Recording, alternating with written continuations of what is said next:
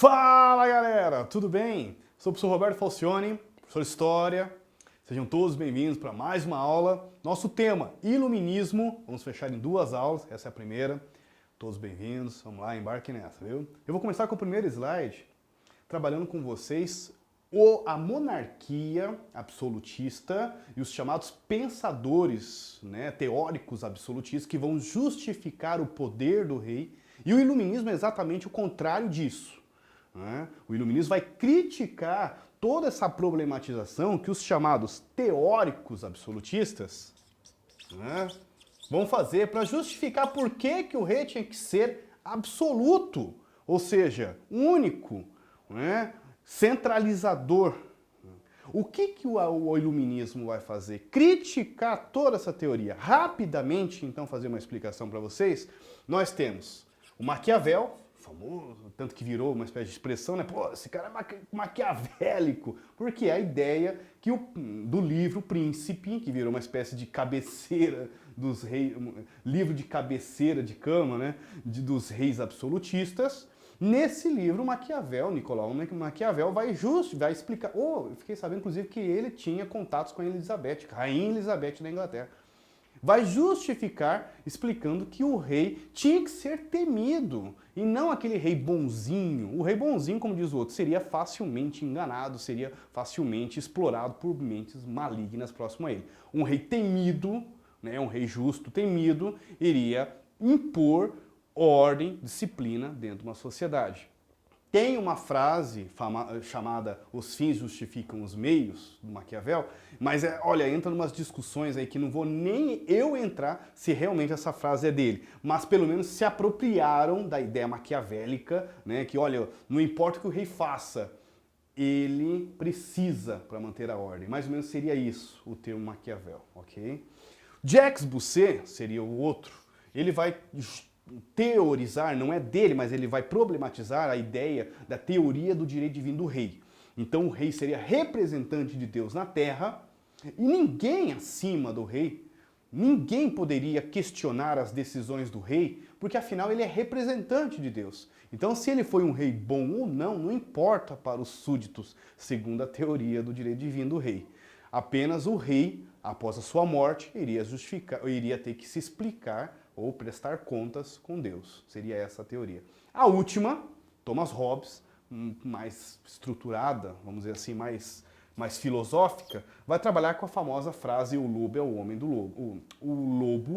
O homem é o lobo do homem. O que é essa famosa frase "o homem é o lobo do homem"? Que numa cadeia alimentar, só vou justificar numa brincadeira aqui, numa cadeia alimentar, enfim, na natureza, nós temos vários animais que estão sobre a sua hierarquia. O único animal, ou a única espécie de ser humano, ser vivo no planeta que não está numa cadeia alimentar é a nossa. No entanto, nós somos a única espécie de ser vivo que consegue colocar a mesma espécie em risco de extinção, seja através de guerras, de dominação. Hoje, as bombas estão, enfim, tecnologia bélica está para provar que nós conseguimos colocar a nossa própria extinção, nós podemos colocar a nossa própria espécie. É a única raça, o único ser vivo que consegue fazer essa proeza.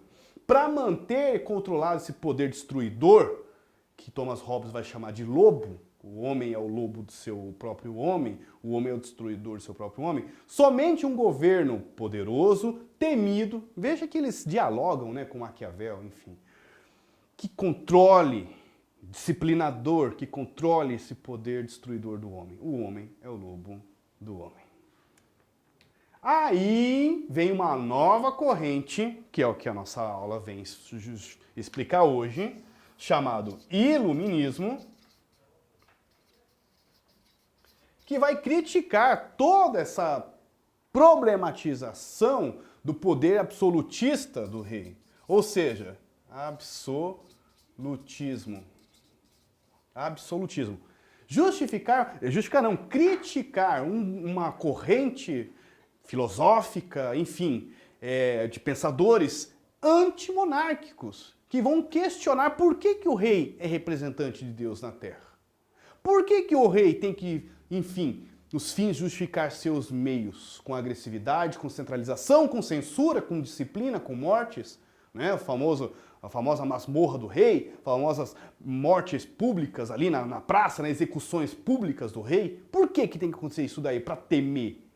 Por que para controlar o poder destruidor do homem precisa de um rei disciplinador? Por que não um governo, um novo modelo de governo republicano? Enfim, eles ainda não estão, eles estão pensando, né? O iluminismo está nascendo. Mas por que a figura do rei é tão importante assim? E esse iluminismo vai criticar, dizendo inclusive que o poder do rei, essa centralização do poder do rei, é que impede o homem de se desenvolver, é que impede a livre expressão, é que impede a ciência de se desenvolver. Então o iluminismo, que vem da palavra iluminar, então a ideia mesmo, vai dizer que, no caso, o rei é as trevas, e eles estão vindo com a ideia de iluminar, né? As trevas. É isso que vem a origem da palavra Aufklärung em alemão.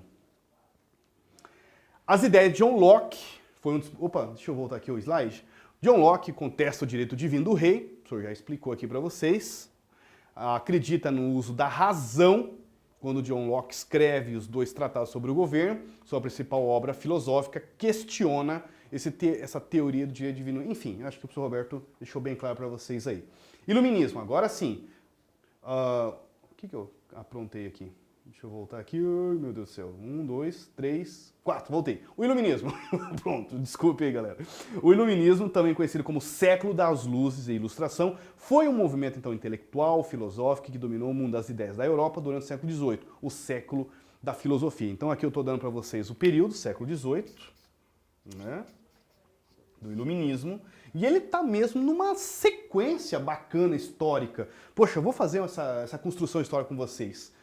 Para nascer o homem ateu do século XIX, o homem que vai questionar Deus, nós temos que pegar uma linha de raciocínio histórica a partir do século XV, vamos imaginar, com as grandes transformações do século XV, as grandes navegações, o Renascimento, né, as reformas protestantes que vão questionar o poder da igreja, mas não vão questionar Deus. Ainda não tem pensamento científico para fazer isso.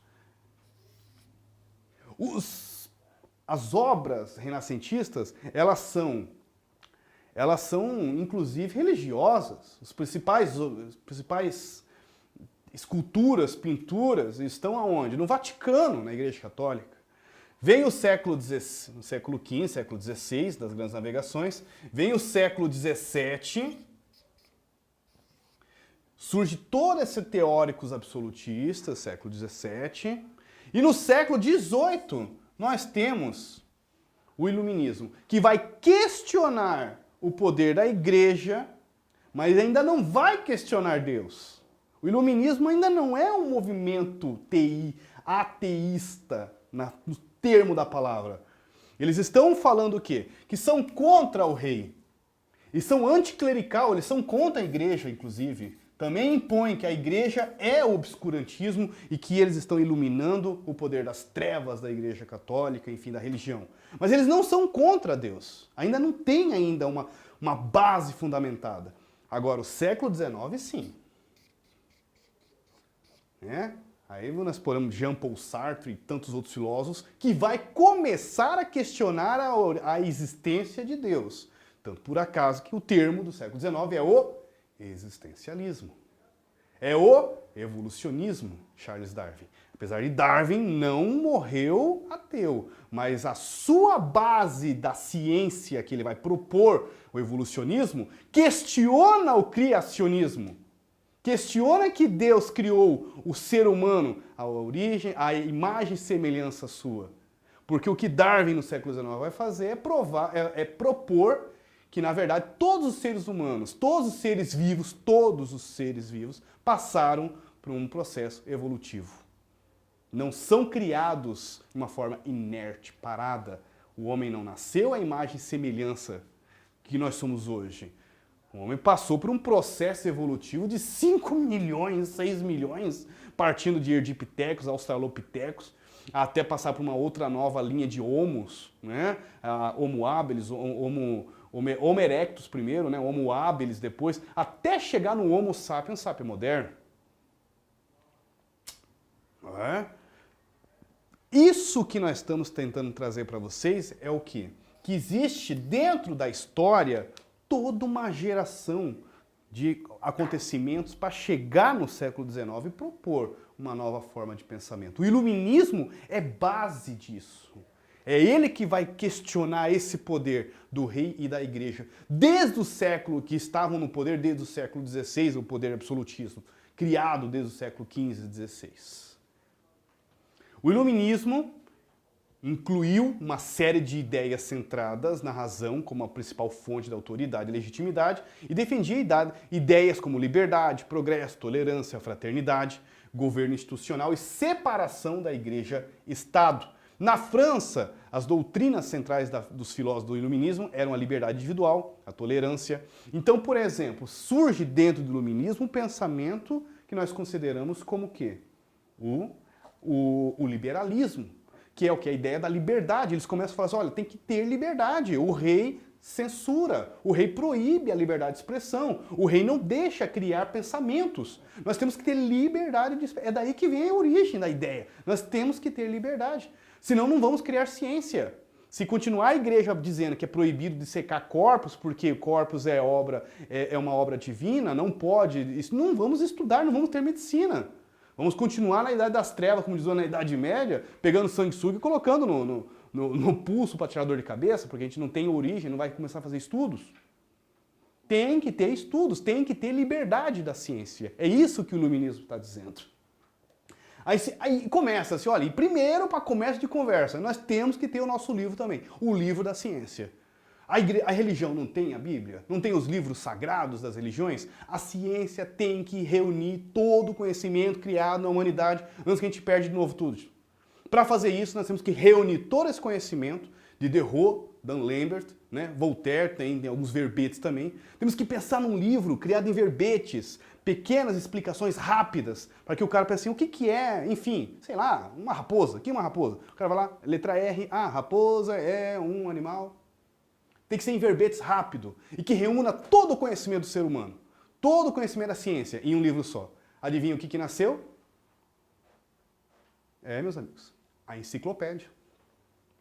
Publicado em 1751, 1772, em 35 volumes, foi compilado por Diderot, Dan Lambert e um grupo de 150 cientistas e filósofos. Isso ajudou a espalhar as ideias do iluminismo em toda a Europa e além. Outras publicações de referência foram no Dicionário de Filosofia de Voltaire, como o Sr. Roberto explicou, ele também contribuiu. Rousseau também contribuiu com alguns verbetes. Aqui é a imagem da enciclopédia, né, de Diderot e Dan Lambert. Montesquieu é ele que dá a ideia assim, olha, o problema do poder do rei é que só está centralizado num. Nós temos que pegar o poder do rei e descentralizar, tá, Dan Lambert? E como é que você faria isso? Desculpe, Montesquieu. Como que você faria isso? Eu pegaria o rei, o poder do rei, e esse poder político seria dividido entre executivo, legislativo e judiciário. Tá a origem dos nossos três poderes até hoje.